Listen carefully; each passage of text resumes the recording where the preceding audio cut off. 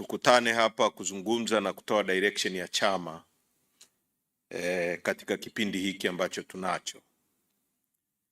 Wote tulikuwa mahakamani na wote tunajua kinachoendelea kwenye taifa letu.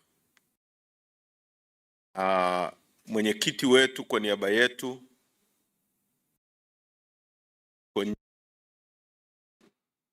kwa niaba ya wanachama wote na Watanzania, nataka niseme kwamba hii vita tumejiandaa kuipigana na pumzi tunayo. Samia anachotaka afanye na serikali yake, lakini sisi hatuko tayari kukata pumzi, hatuko tayari kupigia magoti uovu. Na wote mmemwona mwenyekiti, mmeona spirit yake, amejiandaa sawa sawa. Hivi vitisho vya maigizo ambavyo vimefanyika kwa muda mrefu sana kwenye nchi hii, kwamba kufanya siasa ambayo tumekubaliana kufanya tangu 92 iwe inafanywa kwa hisani ya CCM, utawala huu wa Chadema umekataa. Tutafanya siasa kwa sheria, sio kwa hisani ya Samia, sio kwa hisani ya CCM. Kwa hiyo kwenu wanachama, msijisikie vibaya wala msitetereke. Dunia inaona na sisi tunaona, na hili la mwenyekiti Lissu kukamatwa na kuweka ndani, msisahau kwamba ni mwendelezo wa vitisho vya kutaka kutupigisha magoti, na havijaanza na yeye kukamatwa. Genesis ya haya yameanza ndani ya CCM yenyewe. Ukisoma kanuni za uchaguzi za CCM, ibara ya 9 inaeleza utaratibu wa Samia Suluhu Hassan aliyopaswa kufuata kuchukua fomu ya chama chake. Hakufuata huo utaratibu. Utaratibu wa CCM yenyewe kwenye kanuni zake, ibara ya 9 umeeleza namna mtu anavyotakiwa kuchukua fomu, ni wakati gani watu wanachukua fomu. Unatakiwa uchukue fomu wakati ambao uchaguzi umetangazwa.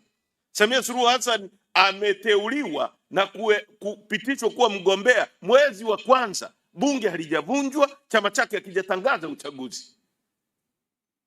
Baada ya kuwa amepitishwa, akaangalia nje huko, kompetita wake ni nani? Mwenyekiti Tundu Lissu. Anamuweza Tundu Lissu? Kwa hiyo nimkamate, nimweke ndani kwa kesi ambayo hata haikuwa planned. Ilikuwa ni kesi ya yeye kujirescue, apate utawala na utaka kwa njia zozote, by any means necessary. The end will justify the means. Akamkamata Lissu, amekaa naye. Watanzania walipo resist kwamba hatuwezi kwenda kwa uchaguzi huu, na kama mtakumbuka, sisi tulisema tangu mwanzo kwamba tuko tayari hata aongezewe muda wa kukaa madarakani ili mradi reforms zifanyike. Tulisema katika hilo. Tumekutana na watu wengi, tumekutana na mabarozi, tulikutana na shura maimamu, tulikutana na Legal Human Rights Center, tumekutana na watu wengi, tumekutana na mzee Butiku wakiwa na mzee Warioba, kumweleza kwamba hatuko tayari tena nchi hii kuendelea watu wachache kujiweka madarakani kwa mabavu, kwa kuua watu, kwa kumwaga damu. Tuko tayari ajiongezee muda, afanye reforms, tuingie kwenye uchaguzi ambao ni halali. Hakuwa tayari kwa hilo. Aliamua kutumia shortcut. Watanzania walipokataa, nini kilichotokea tarehe 29? Wakaua maelfu ya watu. Sasa haya msiyasahau. Haya ya kesi ni matokeo ya greedy, ya ubinafsi uliopitiliza wa mtu kuwa na kiu ya madaraka kwa njia zozote. Na sasa anataka atutishe kwa kutumia mahakama ambazo ziko compromised. Na leo mimi nimesikitishwa sana na kilichotokea na ni muhimu mkaelewa, tangu tuchaguliwe mpaka sasa, leo ni siku ya 578 ya 570. Chama hiki kimekuwepo tangu mwaka 92, hakijawahi kupita misukosuko mikubwa kama hii ambayo tunapitia leo. Siku ya 576, kati ya hizo siku 576 za sisi kuwa madarakani, siku 309 chama hiki kilizuiliwa kufanya kazi. Ni coincidence? Sio coincidence. Sio coincidence. Ni matukio ambayo yako planned kuzuia uongozi wa chama chetu huu wa sasa kufanya shughuli zake. Kwa hiyo ukichukua 576 ukatoa siku 309, zinabaki siku ngapi pale? Kama siku 276, siku 267.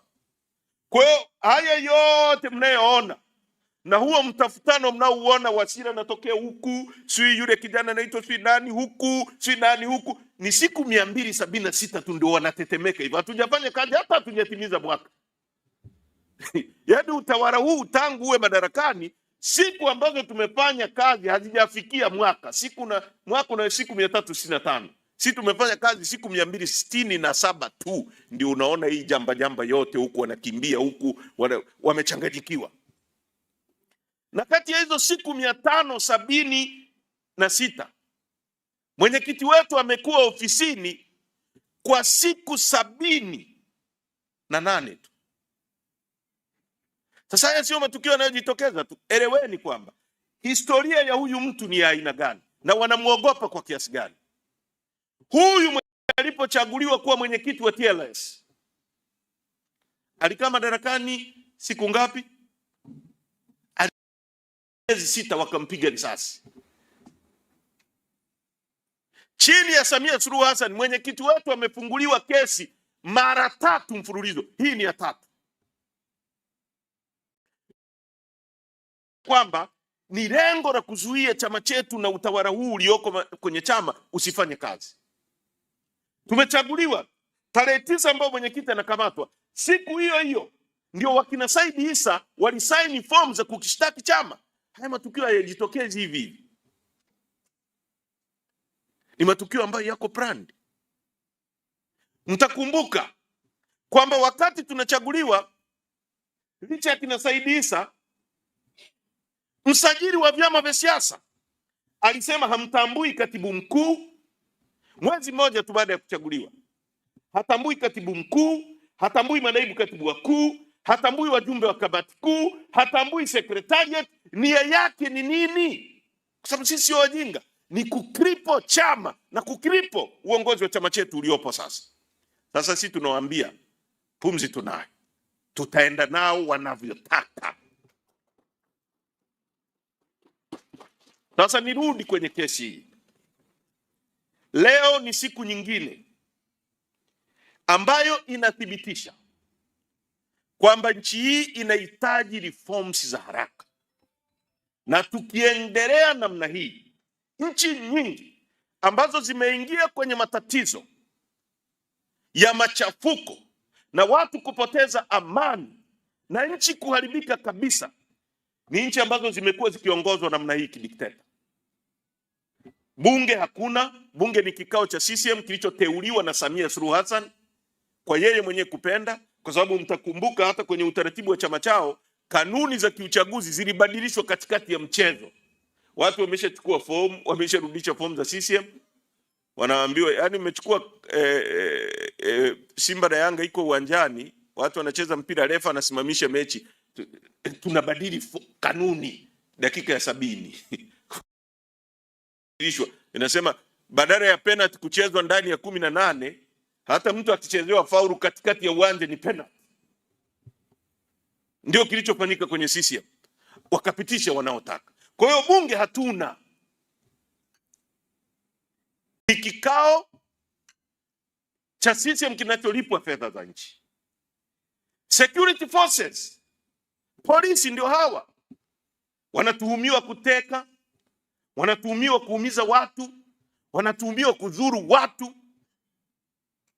security forces zote. Hata juzi nimeona kijana mmoja kule Arusha ameumizwa mpaka jeshi usu limefikia sehemu linaua watu, wanatesa wananchi, wanawavua nguo, wanawaraza kwenye miba. Ndio security organs za nchi. Mahakama ndio hii. Kwa tunahitaji reforms za haraka. Huu wa leo ni uthibitisho kwamba mahakama hii yenyewe inahitaji reforms za haraka. Na mimi nitaeleza kwa kile ambacho majaji wenyewe wamesema. Kesi ya uhaini, wamesema viini vyake ni vitatu. Covert Act, matendo ya chini chini kama yalikuwepo, kitendo chenyewe na publication.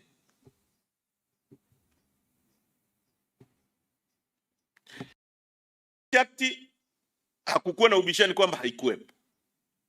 Kitendo chenyewe cha uhaini cha kujaribu labda kupindua serikali hakikuwepo, hakukuwa na ubishani. Kilichokuwepo ni publication. Shahidi wao wa 17 anayeitwa P amekuja akasema Lissu si aliye publish, ni yeye. Yeye ndiye alichukua picha, yeye ndiye aliye publish. Lissu sio mtu aliye publish kwenye mtandao, sio wa nini, wa Jambo TV. Sasa hiyo kesi inasimama kwa miguu gani? Hai.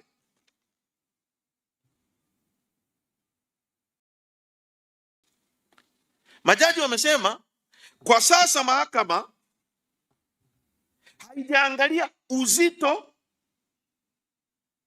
na kuaminika kwa ushahidi.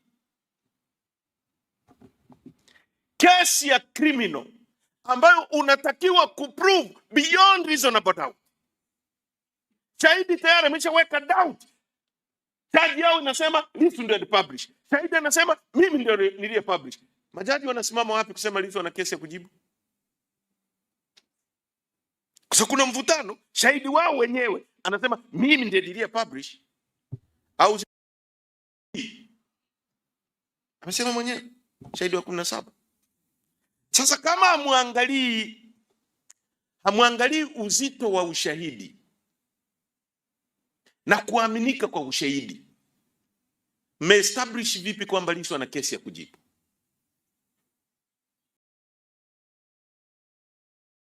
Yaani hiyo kesi ya kujibu inatokea wapi kama hamjaangalia kuaminika kwa ushahidi? Kwa sababu kwa kadri Lissu alivyoeleza, hiyo prima facie case inakuwa established kiasi kwamba wewe usipojitetea, huo ushahidi peke yao uliotolewa una uwezo wa kukufunga. Sasa wanasema hawajaangalia kama huo ushahidi una uzito na kuaminika kwake. Sasa utafungaje mtu kama kesi hujaangalia kama ina ushahidi, uzito wake unatosha kumfunga au uzito wake unatosha kuestablish kesi? Hiyo hoja ya pili. Wamesema, wamerudia sana. Jaji kama mmemwona, mimi nimeangalia mpaka dimina yake. Kesi imekuwa established lakini sio kuthibitishwa.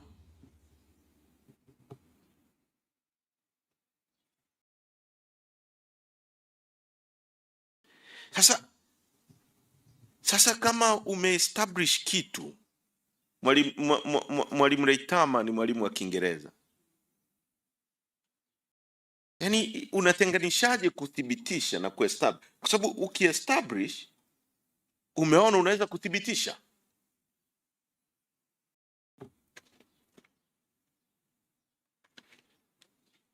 Sasa ndugu zangu, sisi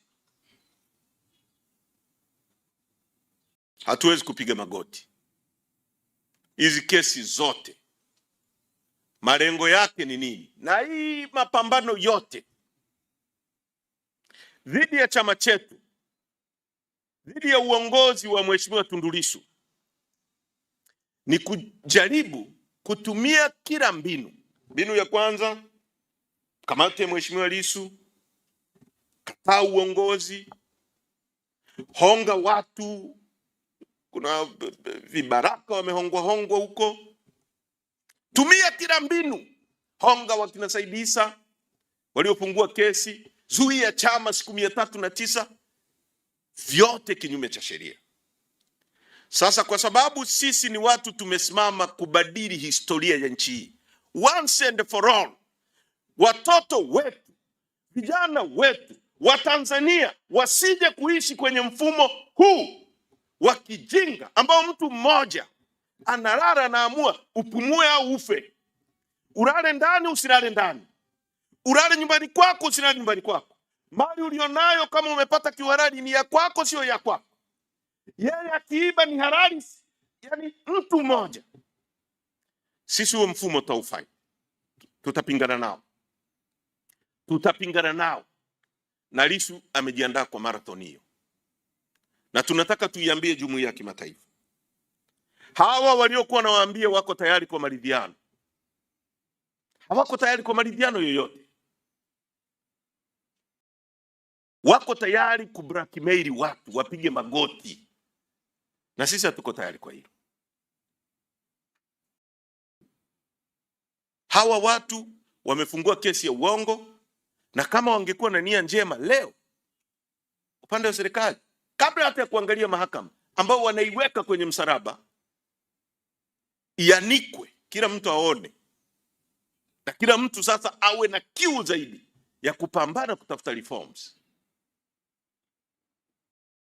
Na mtakumbuka hata Kenya, baada ya mabadiliko ya katiba yao, walisema kabisa kwamba majaji wote waliokuwepo zama za Moi, kila mtu aombe kazi upya. Ni kwa sababu ya mambo kama haya, kwa sababu ya mambo kama haya. Sasa jumuiya ya kimataifa ione kwamba hawa watu ni watu waliokuwa wanatumia maneno kujaribu kuportray kwenye dunia huko kwamba ni watu wema, lakini dhamira yao ni hii. Dhamira yao ni kuua chama chetu. Dhamira yao ni kuua kila mwana mageuzi anayetaka kuinuka.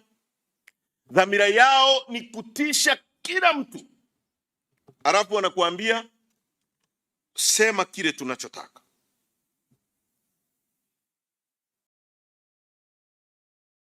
Wasira jana alisema, Stephen Wasira, kwamba hatutamsamehe Lissu, kesi itaendelea. Jana amesema Wasira kwamba hatutamsamehe Lissu kama tulivyomsamehe nani? Mbowe. Kwani hamkumsikia? Wasira alikuwa amewasiliana na hao majaji. Tunataka watuambie Wasira alitoa wapi hayo maneno ya kusema hatutamwachia Lissu kama tulivyomwachia Mbowe. Maana yake ni nini wakati kesi iko mahakamani inaendelea? Amekuwa quoted na vyombo vya habari. Hiyo inakuambia nini kuhusu mahakama zetu? Na baadaye yanatokea mambo kama haya ambayo mahakama yenyewe inasema tutaangalia uthibitisho, hatutaangalia uzito wa ushahidi. In a criminal case ambayo unatakiwa kuprove bila kuacha shaka lolote. Kwa leo ni siku nyeusi kwa wapigania haki, lakini siku ya muhimu. Siku ya muhimu kwetu wote kama wanachadema ya kuinua mapambano. Mikutano ya hadhara iendelee, vikao vya ndani viendelee, kwenye mitandao vijana endeleeni mpaka tutakapofanikiwa, na tutashinda. Nataka niwahakikishie ushindi uko. Wanakata pumzi. Wanakata pumzi. Wanapiga watu risasi, hatuogopi risasi, no more. Wanateka watu, hakuna naye. Tangu waanze kuteka watu wameacha kupambana. Wanaongeza. Actually, wakiteka mtu, kama kwenye familia yake alikuwa mmoja tu aliyetekwa, familia nzima, wajomba zake, nani, wanaanza mapambano. Kwa kila siku, kila wanachokifanya, wanaongeza maadui. Wakifunga mtu, Mzee Arutwe Mugwai kaka yake Lissu ni mwana CCM. Kama alikuwa anaifikiria vizuri CCM, leo inamuonea mdogo wake, ataifikiria vizuri. Mama yake Polepole, wana CCM hao wameteka mtoto wake. Mama yake Polepole atawaona vizuri, wadogo zake Polepole watawaona vizuri, wajomba zake watawaona vizuri, shangazi zake, watoto wa kaka zake. Kila wanachofanya is a kick of a dying horse. Ni farasi anayekufa, ni mateke ya mwisho. Au mtu aliyebebwa na maji mto Mara pale, anaona kajani anashika anaenda nako, kamti anaenda nako, akiona si nini anang'ang'ania mpaka anafikia sehemu stage ya mwisho anaanza kushika na maji yenyewe, anafikiri yatamsave. You are going, you are being drowned, you are going. Serikali hii dhalimu sisi hatutaipigia magoti, na nimekuja kwenu wana Chadema kupitia waandishi wa habari kuambia muwe majasiri. Tumeongea na mwenyekiti wetu, yuko in a very high spirit, amejiandaa, yuko vizuri sana. Tumeongea naye pale, yuko vizuri sana, yuko charged. Yani atawatambaza na magoti. Na waje, si walisema kuna kesi bana, waje wathibitishe na maneno haya, waache waje. Fikiri tuna pumzi ya kidogo hivi, tutakuweka ndani miezi miwili uje unatambaa, nisamee. Hakuna. Kama hatujafanya kosa, hakuna kosa, full stop. Tunaelewana vizuri? Kwa kwenu wana Chadema, kafanyeni kazi.